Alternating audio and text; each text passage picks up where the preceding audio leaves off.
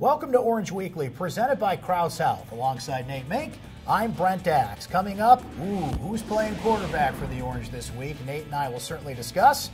We will hear from Dino Babers, Jamal Custis, and Kendall Coleman as they get ready for a pretty big game at the Carrier Dome Saturday night against NC State. But Nate, it's the question on everybody's mind. We might as well jump in the pool as well. Who should play quarterback for the Orange Saturday night against NC State? Brent, I think Dino Babers is approaching this from a position of strength. He has two quarterbacks that are very, very capable of running this offense. That means both are smart and both have the arm strength and the athleticism to make the read and make the throw and deliver in this offense.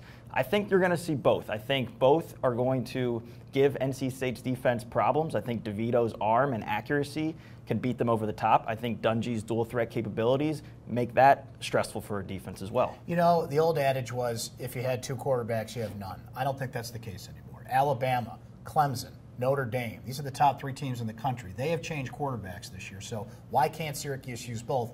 That's the one thing I don't really buy in this whole debate, if it's even a debate, is that Dave Doran's got to prepare for two quarterbacks. He's doing that anyway. Tommy DeVito got on the field and won the football game for the Orange, and that's just it, Nate. No matter who starts and who plays and what the combination is, and I agree with you, I think we're going to see both on the field.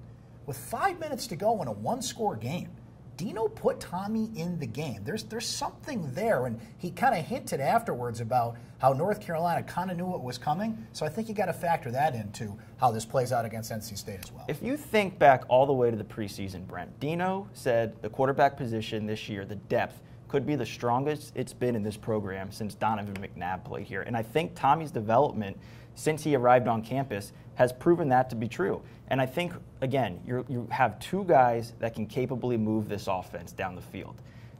You have to trust who's playing well out there. You have to ride the hot hand. You have to allow one or the other to get into a rhythm. But you can't be afraid to stick with a guy and worry about, am I being fair to the other guy? You have to do what's in the best interest of the team.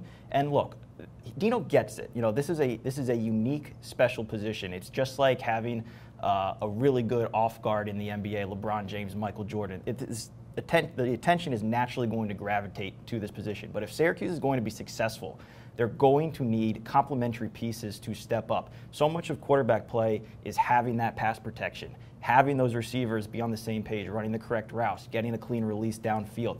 All these things need to work in synchronization for the quarterback to have success, and that's ultimately going to be how this team performs down the stretch, more so than is quarterback the most perfect it can be. Now, throughout the week, Dino certainly has not revealed who he's starting.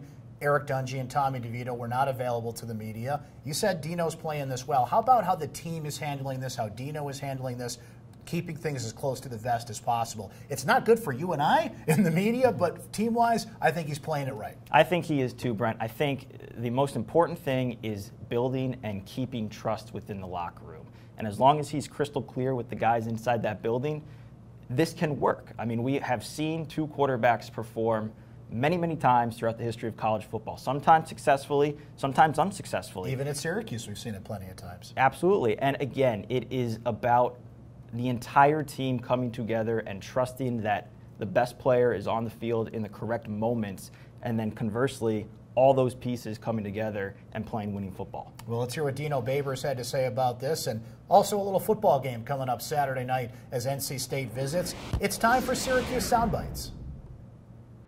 Our guys, all we care about is getting our 6th win. We should be talking about being 2-2 in the ACC. We should talk about we're right on the verge of doing something that hasn't been done in quite a while around here. And we really don't care, out of our 107 sons, who gets the credit. It's a family thing. We're going to handle it and go about our business. We're 1-0 in the second part of our season, and we're trying really hard to be 2-0. It's a great feeling, to have a chance to finally be bowl eligible.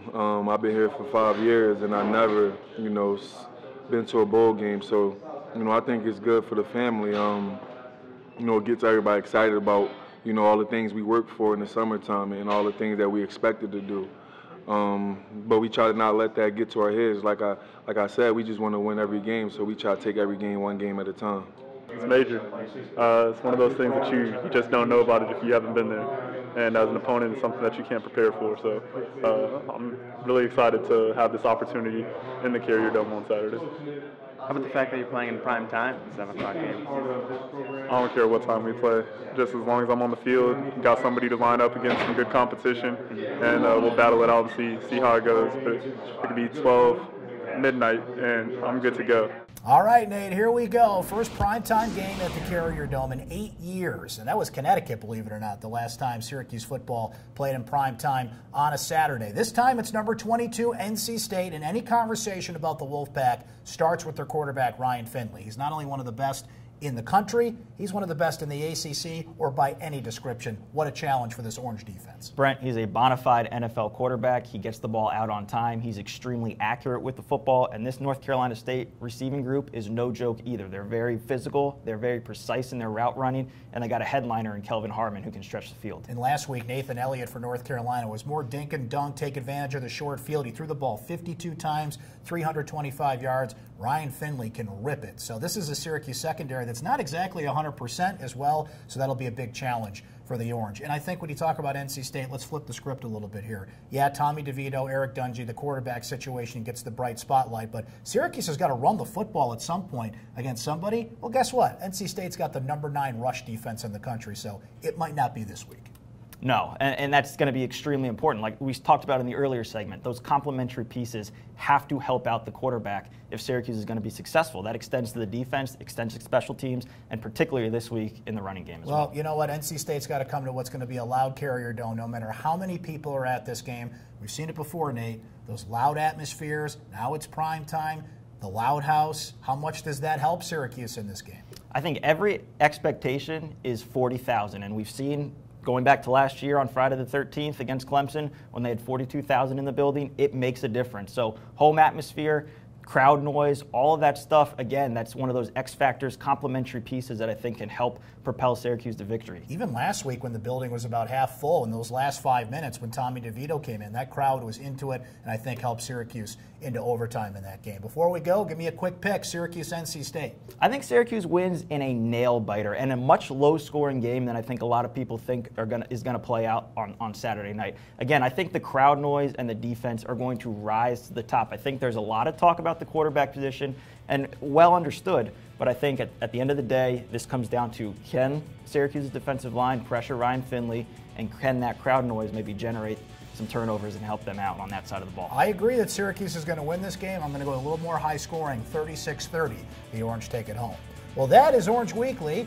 For Nate Mink, I'm Brent Dax. It's all been presented by Krause Health, and we'll talk to you next time.